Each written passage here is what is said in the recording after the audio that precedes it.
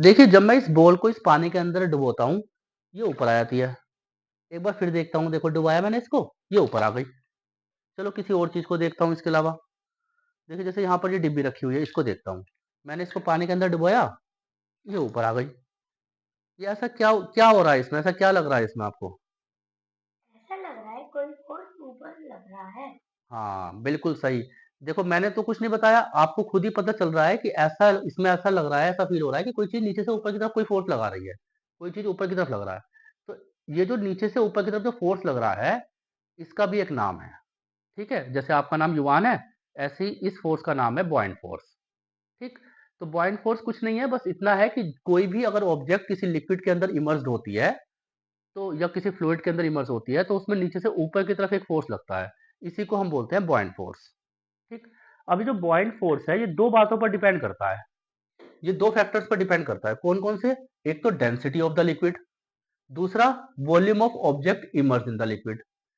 तो अगर जितनी लिक्विड की डेंसिटी ज़्यादा होगी, उतना ही बुओयंट फ़ोर्स भी ज़्यादा लगता है। इसी तरीके से जितनी ऑब्जेक्ट जो इमर्सिंग वॉल्यूम है किसी ऑब्जेक्ट की, वो जितनी ज़्यादा होगी, वो उस पर उसका उतना ही ज़्यादा ही क्या होगा? बुओयंट फ़ोर्स लगेगा। इसको एक प्रैक्टिकल के तौर पर देखते हैं। देखिए जैसे मेरे पास ये 2 गिलास में पानी भरा हुआ है नॉर्मल वाटर। अब मैं इन दोनों गिलासों के अंदर ये लेमन डालता हूँ। मैंने इसके अंदर भी लेमन डाल दिया और इसमें भी लेमन डाल दिया। तो जब मैंने इसमें लेमन डाला तो आप देखो ये नीचे आ गया ये।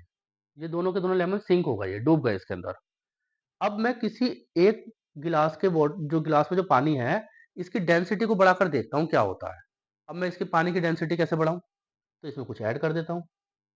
क्या ऐड कर देता हूँ? जैसे नमक ऐड कर सकते हैं हम इसमें। अब मैं इसमें नमक ऐड करता हूँ। ये मैंने इसमें नमक ऐड कर दिया। इसको मिक्स कर लेता हूँ अच्छे से।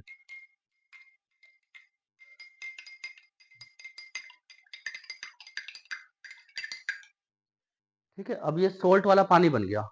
अब मैं इसके अंदर इसको डालकर देखता हूँ क्या होता है। देखिए, अब मैंने इसके अंदर इसमें डाला, तो ये ऊपर की तरफ आ गया है, ये फ्लोट कर रहा है।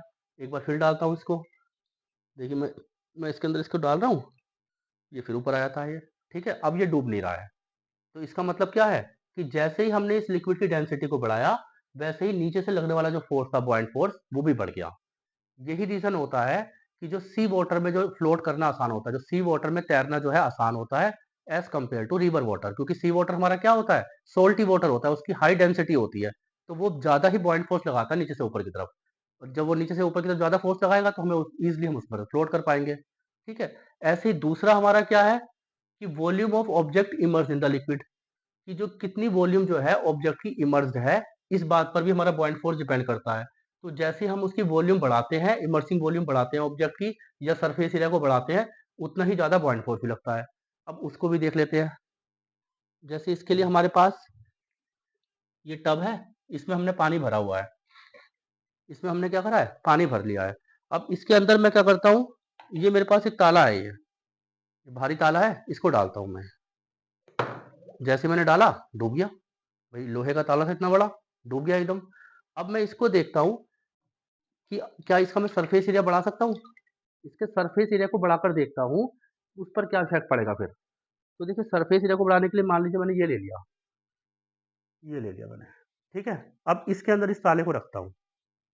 अब मैं जब इस ताले को इसके अंदर रख रहा हूँ, तो देखिए अब ये फ्लोट कर रहा है, अब ये डूब नहीं रहा है, ठीक है? अब ये क्या कर रहा है? फ्लोट कर रहा है ये। जो ताला एकदम से डूब रहा था, अब ये क्या कर रहा है ईज़िली? ये फ्लोट कर रहा है। तो इसका मतलब क्या हुआ? जैसे ही इसका सरफेस एरिया या इसकी वॉल्यूम बढ़ी, इमर्सिंग वॉल्यूम बढ़ी, वैसे ही क्या हुआ? बुओयंट फ़ोर्स भी नीचे से ऊपर की तरफ ज़्यादा लगने लगा और जिसकी वजह से ये फ्लोट करने लगा, ठीक? अब कई बार बच्चे पूछते हैं कि बुओयंट फ़ोर्स को हम कैसे पता लगा सकते हैं कि बुओयंट फ़ोर्स कितना है ये? तो बुओयंट फ़ोर्स के लिए इसको बताने के लिए आर्किमिडीज़ जो हमारे साइंटिस्ट रहे हैं, उन्होंने एक प्रिंसिपल दिया, जिसका नाम था आर्किमिडीज़ प्रिंसिपल। उन्होंने कहा कि अगर आपको ये पता लगाना है कि किसी ऑब्जेक्ट पर, जो किसी लिक्विड के अंदर डूबा हुआ है, कि उस पर कितना बुओयंट फ़ोर्स लग रहा है, तो आप ये पता लगा लीजिए कि उसने कितने वेट का वाटर जो है वो डिस्प्लेस कर दिया है। जिस वो लिक्विड के अंदर गया है, उसने कितना लिक्विड डिस्प्लेस कर दिया है, उसका वेट देख लीजिए। तो आपको पता चल जाएगा कि कितना बुओयंट फ़ोर्स उसने लगाया है। मतलब जब भी हम कोई चीज़ जैसे हम इसको पानी में डुबोते हैं, तो जब हम डुबोएँगे तो ये क्या करेगा ये? पानी को डिस्प्लेस करेगा। तो जितना वेट का पानी उसने डिस्प्लेस कर दिया है, उतना ही नीचे से ऊपर की तरफ उसने बुओयंट फ़ोर्स लगाया है। ये हमारा आर्किमिडीज प्रिंसिपल है। बच्चों को लगता है कि क्या डिफाइन रटे, कैसे करें, बहुत सिंपल है। आर्किमिडीज प्रिंसिपल में क्या बोला गया है कि जो आर्किमिडीज प्रिंसिपल में क्या बोला गया था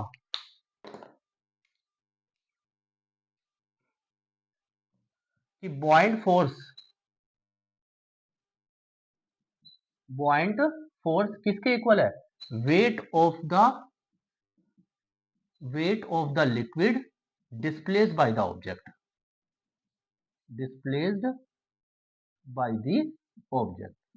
ये हमारा जो है आर्किमिडीज प्रिंसिपल था। ठीक है, तो इस तरीके से आज का टॉपिक हमारा खत्म हुआ। Thank you.